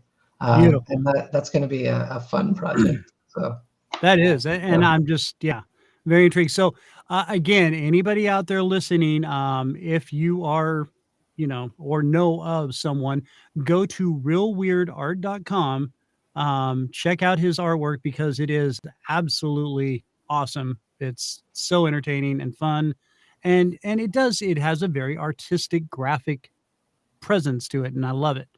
You think it looks like a cute little cartoon, but then your description brings it to a whole different artistic level, and I love it. Well, there's just a great style to it. Like the style is fun, and that's the best part of it. And you don't get anything like this out there, so it is completely unique. And I love your approach, and I love the way you've done it. And I just hope you are so proud of what you do because, dude, it is amazing and it's awesome. Yeah, and, I feel incredibly lucky that this is my life. Like, I get to think of things and then like make them on my phone and then share them with the world, and that's my job. Like, and it's silly. And you do do it fantastic, man. I mean, seriously, we were like, oh, who's this guy? And then, like, I think Matt was the first one to actually look at your site while we were on the show. He's like, you got to go look at this. Yeah, because it was afterwards, we were all like, we talked to you. Oh my God, this is awesome. And then who is this? Gracie Alamond. 4 words: good person and genius. Crazy weirdo. Ha ha ha ha ha. Well, welcome to the random world of our show and our wonderful guests that we get on. And that's why I love this show. I love exposing people like you to the rest of the world and making sure people like you get noticed and get out there because you do a great job and you make this place a better place. And that's what I love about your work. With that being said, are you ready? I think it's about time we do. I'm trying to coordinate this just right. Random questions of insanity with a soundboard that doesn't work. There it is. Yes, I am prepared. Seeing that you are actually one of the originators of this inadvertently that you didn't realize. I was exposed to that information before this conversation. I wish I remember what I suggested. Oh well, it's in here. And let me tell you, it's going to be brought up to you. Okay, so must be time that Matt's internet went out. Oh yeah, but good. I just realized Matt wasn't on here. I already listened. Yeah. Oh goodness. All right. So this is where we ask you lots of questions that kind of there is no wrong answer, okay? But it exposes you a little bit more in a random, weird sort of way. So we always start out with 2 staples, which is the first one is what is the best James Bond movie? Ooh, I really liked Quantum of Solace. Oh, okay. So you're a later Daniel Craig version. Yeah, I thought I liked the style of that James Bond. It was very fresh and interesting. I enjoyed the Pierce Brosnan one as well, but when the shift to Daniel Craig I thought was really, really good. Yeah, and he's actually the way James Bond was actually supposed to be portrayed. So, we found that out through a James Bond expert we had on the show, which we're supposed to be getting him back. I forgot about that. Okay. Moving on. So I guess Daniel Craig is your favorite James Bond then, or is there? I would say so. Yeah. I think he does a great job. I think they've all done great jobs. They all have their different styles, Yeah, Danny's a sweetheart. Yeah. Okay, so now this is the question that you actually started this whole thing with. What is your favorite sandwich, and what all is on it? Ooh. That's embarrassing. I probably made up that question because I was trying to find a sandwich at that time. I gotta quit drinking coffee when I'm talking. Yeah, seriously, you're drinking coffee at the worst times during this podcast, dude. I almost did a spit take all over my iPad. Okay, so you've got what kind of bread do you start with? I'm definitely gonna go whole wheat. Okay, whole wheat bread, and then actually that's a lie. I'm not gonna go whole wheat. Now, this is your all time. Yeah, I mean, you could reach in and calories- grab yeah, anything. like, nothing. Calories and nothing count here. Like you literally have the entire refrigerator and everything's in there that you need. What's in there? And what do you make? And I gotta make it myself. So it's gonna be PB&J. I'm sticking with PB&J. That's the best full answer. on interesting. Yeah, I gotta make it myself. Yeah, I gotta make it myself. All Screw right. this. In the future, Stupid sandwich. in the future, it's a door that opens and you pull the sandwich out. But I'm There going you go. PB&J. Yeah, so if you have a Star Trek replicator, what do you make then? Right? Computer, make me a ham on rye. I mean, the With first no thing I rye. would do. The first thing I would do is do a PB&J just so I could compare the two. Right. Right. Right. Exactly. Yeah. Okay. There's not enough All right. P on here. Yeah. And where's the J? This is not J. This is junk. Wait, now we have to pause because when you hear PB&J, what is the P and the B to you? Oh, right. Yeah, exactly. Yeah, no, it's completely different in Christian's world, I tell you. There's no, yeah. Yeah, I'm pretty sure we found multiverse, Christian. Right. Yeah, Yeah. absolutely. In his world, PB&J are 3 different ingredients. Yeah, Pretty right. much. Yeah. Yeah. It's poop baby junk. You went Yeah. there. You See, went there. nobody's You going to could've eat a just left it out PB&J there. now for a while. All right, Andy, go ahead and hit us with another one there. What was your favorite toy as a child?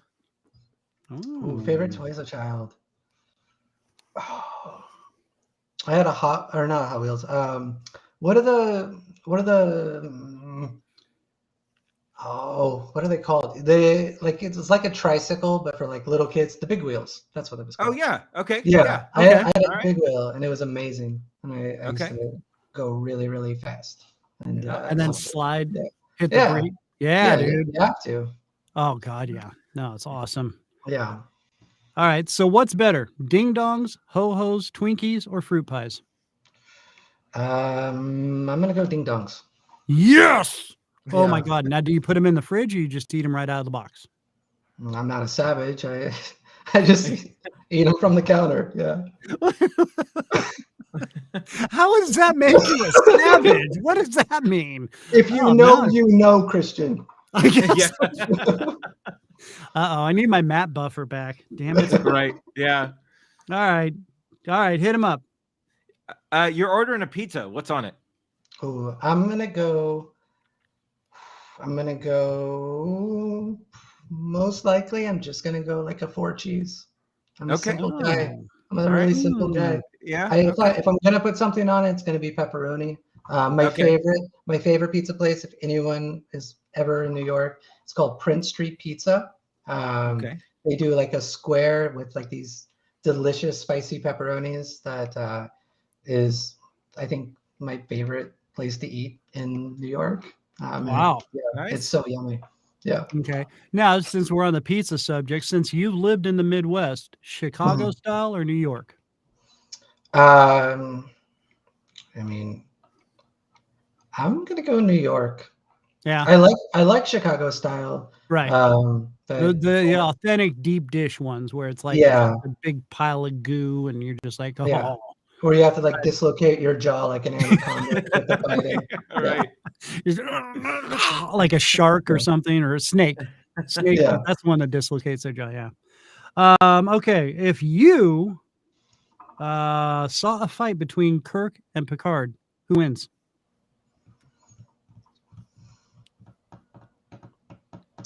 I know, Star Trek nerd question. I know. I'm thinking. I'm gonna go Picard. Oh, Yeah, alright. I'm gonna go Picard. Okay. I don't have a good reason why because I'm not into Star Trek, but I like the name Picard more than I like the name.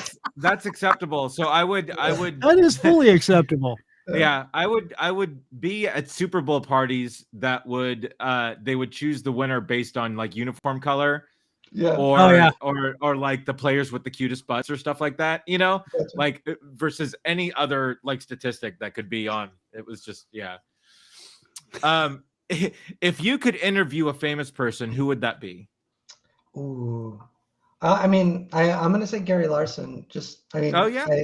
for like I've never got a chance to meet him. Like I have an open letter on my website in case Right. how randomly it happens. I can thank him for his inspiration to me. Yeah.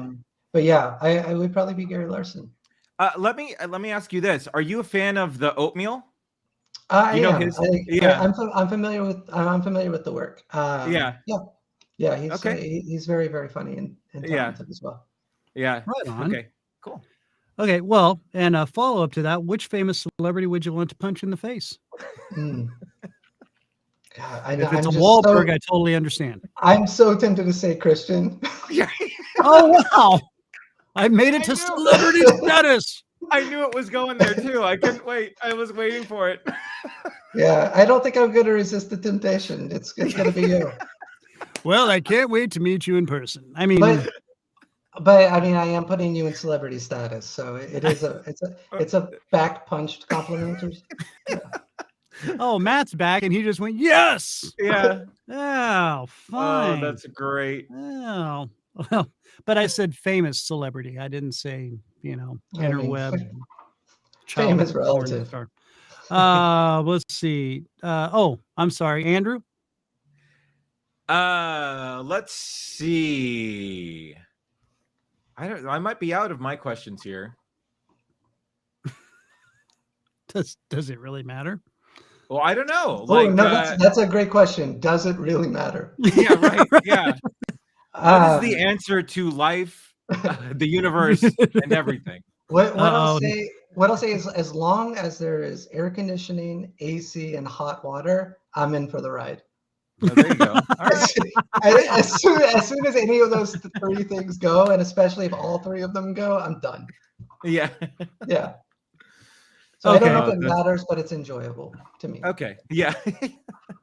And yes, Matt, you did miss the Bond question. Okay, real quick, let's finish up with this one, because this seems to be kind of up your alley. How much wood would a woodchuck actually chuck if it had opposable thumbs and a COVID supplement check? 7. 7. I like the math on that one. 7 That's wood. good. I was gonna say good. now I how'd you appreciate come it. up with that equation? Well, so I was thinking he does it for the first week, one a day, and then by the 7th day he's just bored, and he's like, I got opposable thumbs, like I'm gonna try to drive a car or something. I got And way and better he's things to done be with- doing. Yeah, he's done with wood.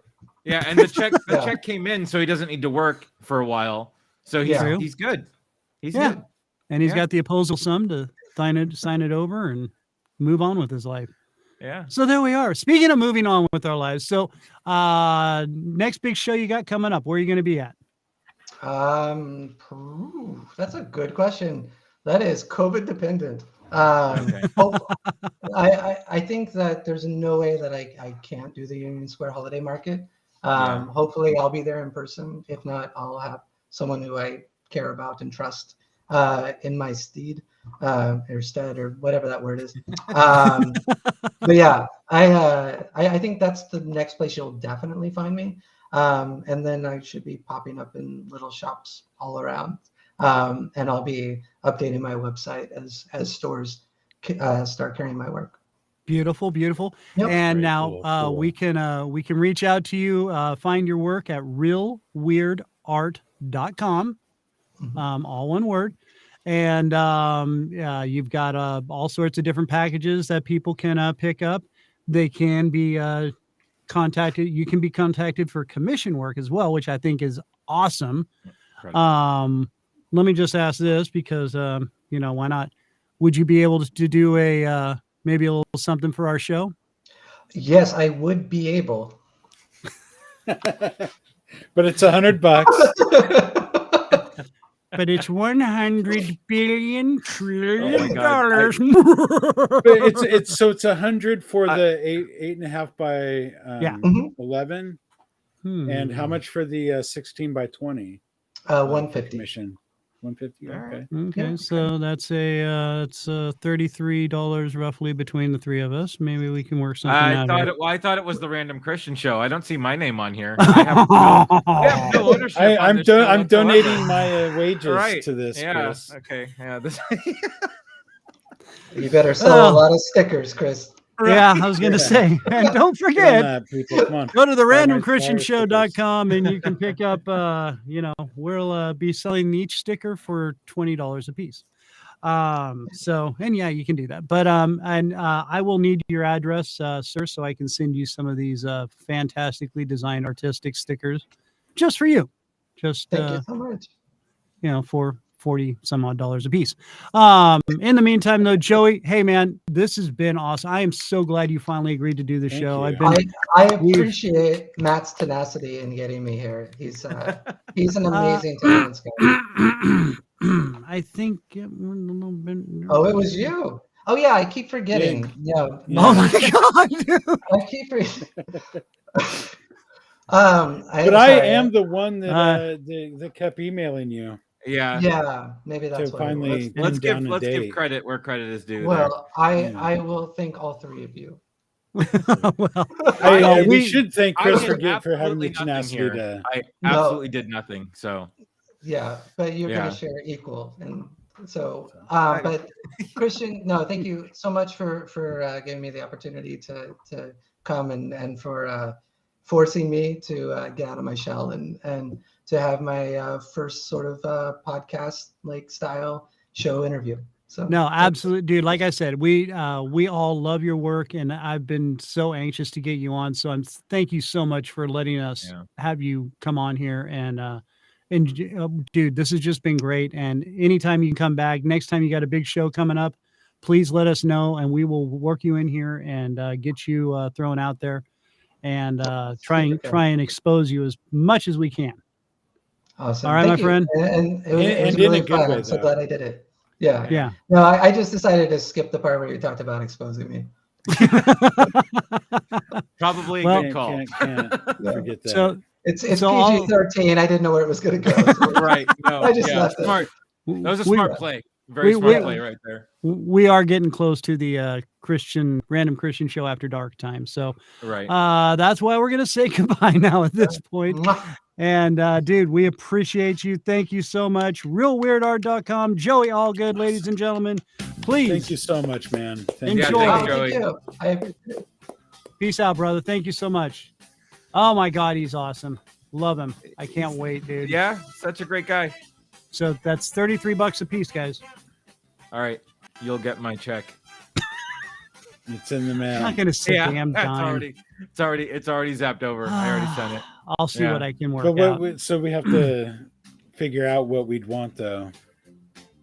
Well, I want him to draw something of us. I would totally rather just give him the money and see where it goes. Yeah. I leave it totally up to him. So that's why it's called the Random Christian Show. Yeah. Randomity. It is the bold process of knowing and discussing everything about nothing in particular. I'm more excited to read what the caption of our art is. Yes. Versus what the actual art piece is. But he said he doesn't do that for the. That's true. That's true. Although I bet we could convince him. Yeah. Well, I mean, like I said, we just throw it out to him, right? And I'm gonna send him some. Yeah, I'm gonna. That should cover the caption. By the way, anybody interested, you just go to randomchristianshow.com and hit me up on the old interweb, and we will we'll go to the PayPal and put in a couple of bucks, and we'll get you some stickers and send them out your way. All right.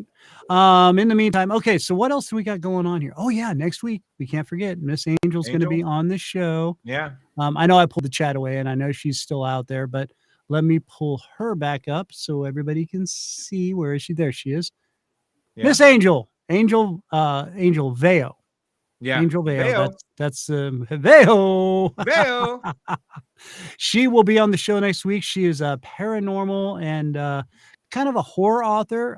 She has a lot of fun with it. We have a lot of fun just talking with her on the show. So very excited to get her on. It's been in a while coming. So let's see, what's this? This is one of her books, right? Into the Darkness. This is one of the books. Yeah. Into the Darkness, Conversations with the Dead. Dun, dun, dun. Which is not a hippie thing because, well, of course, Jerry Garcia is dead. So maybe something with the Dead's dead. Right. Conversations with the dead. Dead. The deadhead. The dead from the dead. Dead. Right.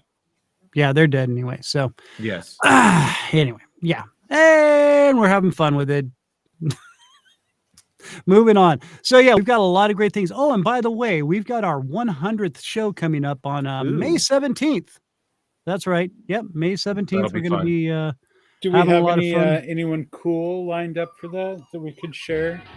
We do actually. We have our good friend who helped start the show after I got it rolling with Matt, Mr. Brian Hamrick.